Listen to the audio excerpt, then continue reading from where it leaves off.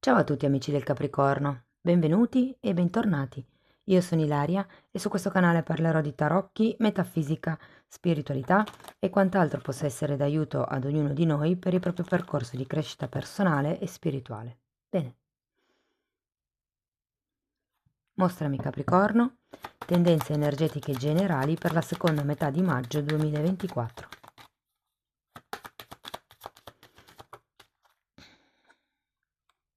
Abbiamo la carta della sacerdotessa, amici del Capricorno. Potrebbe essere un periodo ispirato a- allo sviluppo di nuovi doni, di nuove doti, di un nuovo tipo di visione. E tenete presente che quando c'è la sacerdotessa c'è come il superamento di un dubbio. Andiamo a vedere di cosa si tratta nello specifico con i tarocchi. Vi ricordo che le letture sono per un collettivo, quindi è facile che non risuoni tutto. Se non risuonasse nulla o voleste completare il vostro messaggio, potete sempre ascoltare l'ascendente, segno lunare oppure Venere. Per capire come unire questi oroscopi ho pubblicato una guida e la trovate sotto nella descrizione del video e sempre in descrizione trovate anche il link alle previsioni del 2024 e ai corsi gratuiti presenti sul canale. Vi ricordo inoltre che queste sono letture generiche, possono riguardare il lavoro, possono riguardare le situazioni familiari piuttosto che di coppia. Io vi dirò qual è la tendenza energetica più importante e poi andrò come a farvi degli esempi per aiutarvi a integrare la lettura nella vostra realtà. Ok, allora partiamo con la luna, un 8 di bastoni, un 7 di spade, un 7 di bastoni, la carta della forza,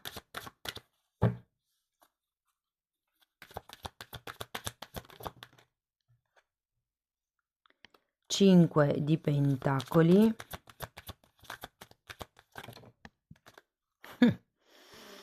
e diavolo.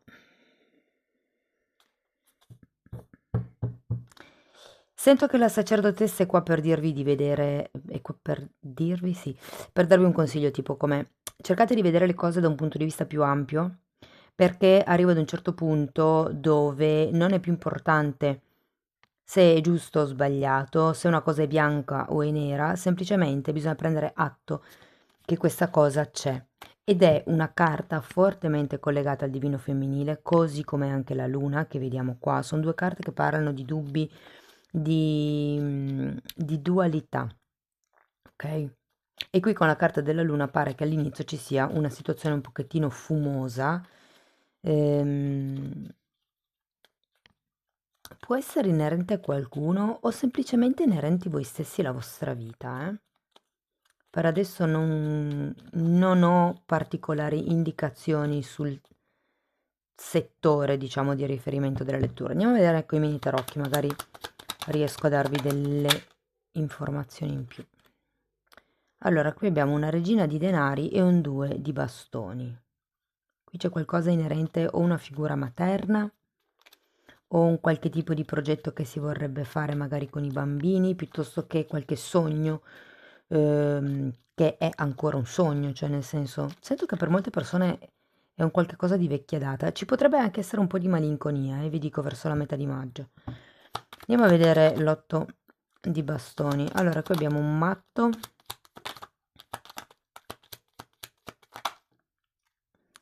e un asso di bastoni.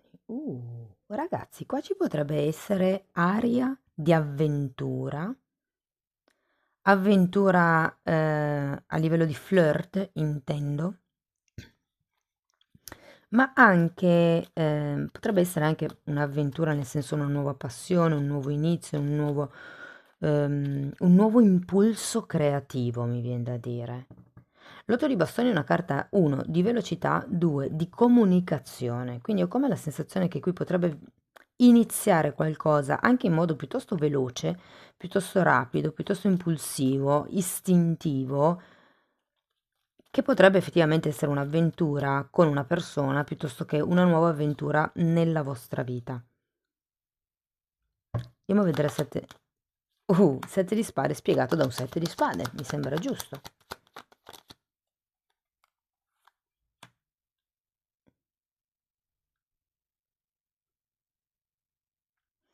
come se qualcuno desiderasse fare le cose fatte in un certo modo, in previsione del futuro. Da un lato è come se ci fosse questa volontà di far cadere le maschere della luna. Sapete che la luna è una carta anche di proiezioni, fa vedere solo metà del satellite, la metà cioè noi vediamo la metà davanti, la metà dietro in realtà non si vede.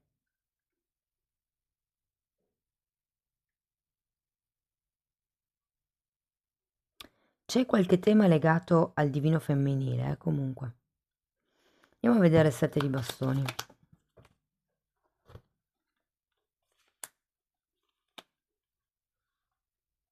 Fante di pentacoli e 8 di pentacoli. Allora, vi dirò che la sacerdotessa potrebbe rappresentare anche un nuovo percorso di studi per qualcuno, un corso di aggiornamento, un qualche tipo di studio, di approfondimento,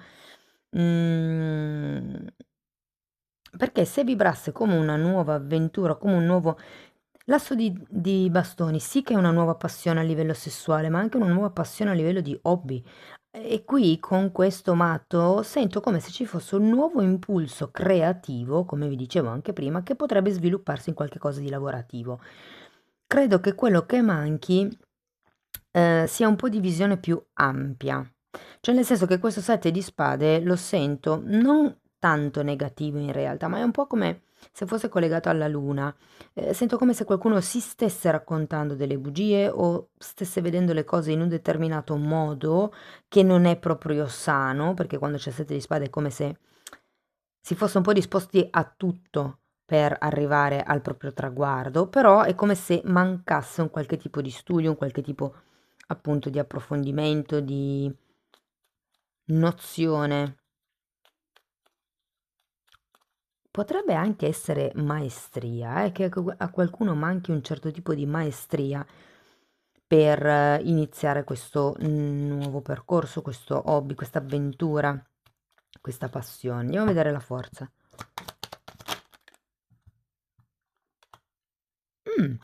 Mago 2 di coppe, molto bene, qualcosa inizia ragazzi, qualcosa inizia. Il mago è una carta di, appunto, nuovi inizi, di qualcuno che inizia ad agire, che fa effettivamente qualcosa. Qua mi verrebbe da dire che farete un passo in avanti. Se questa è una situazione con la regina di denari, o per esempio tra voi e un'altra persona, sento che sarà il movimento giusto per trovare un punto di incontro. Se fosse una situazione, devo dire che come se inizierete a fare qualche tipo di movimento, qualche tipo di progresso per riuscire a trovare un equilibrio, una stabilità, una sorta di serenità di base. Andiamo a vedere il 5 di pentacoli. 6 di spade era una delle carte che era caduta prima e che non ho letto. E mondo.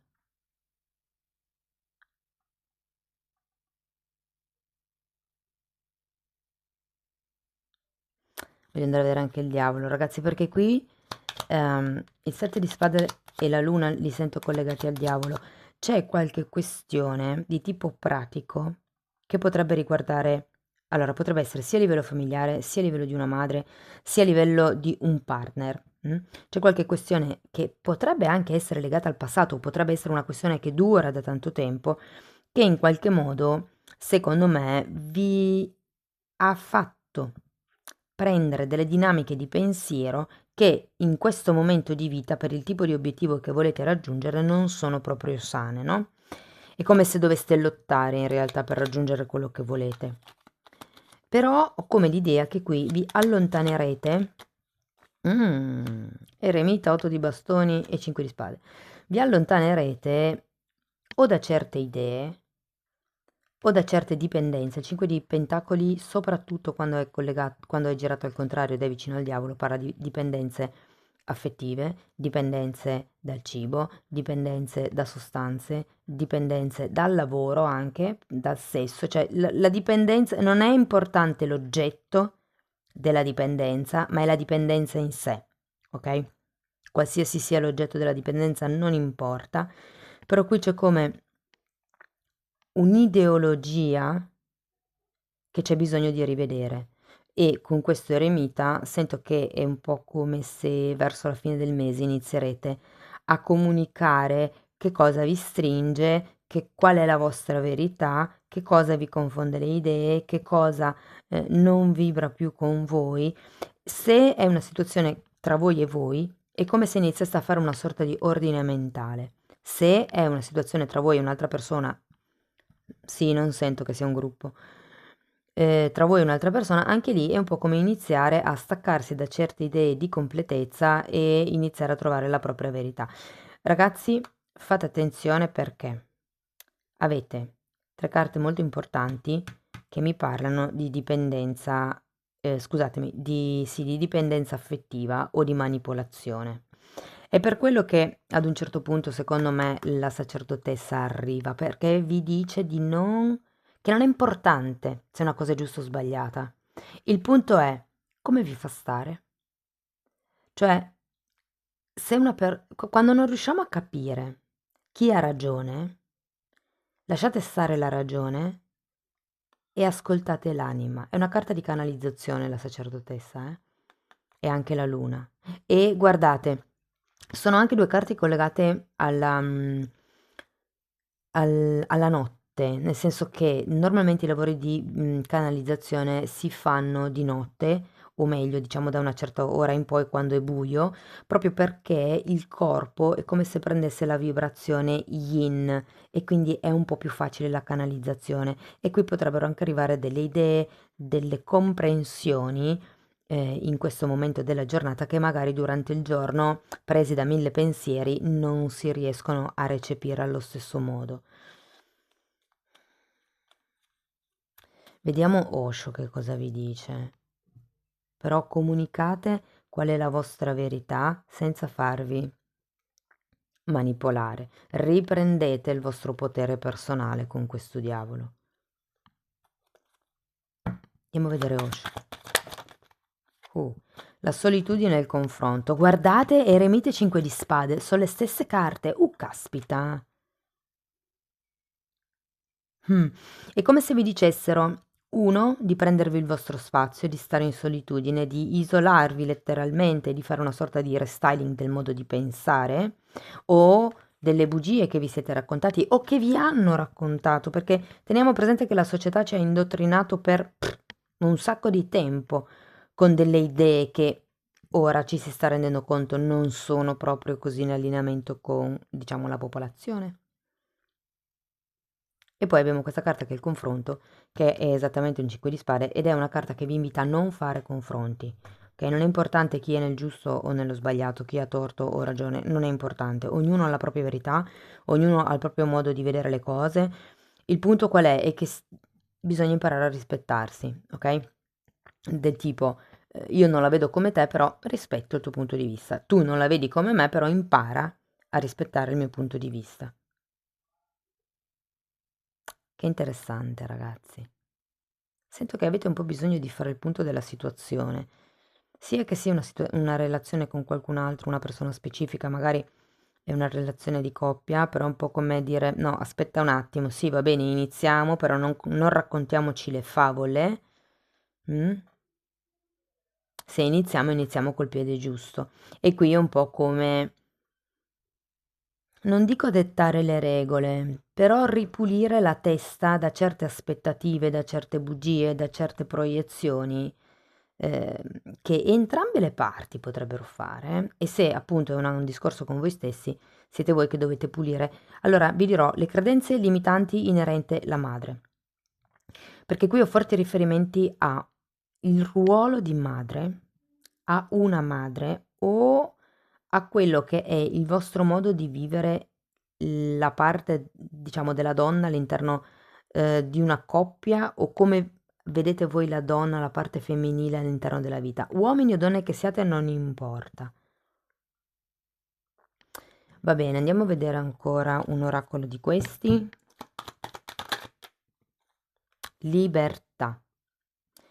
Segui il tuo cuore e nutri la tua anima con amore e libertà di crescita.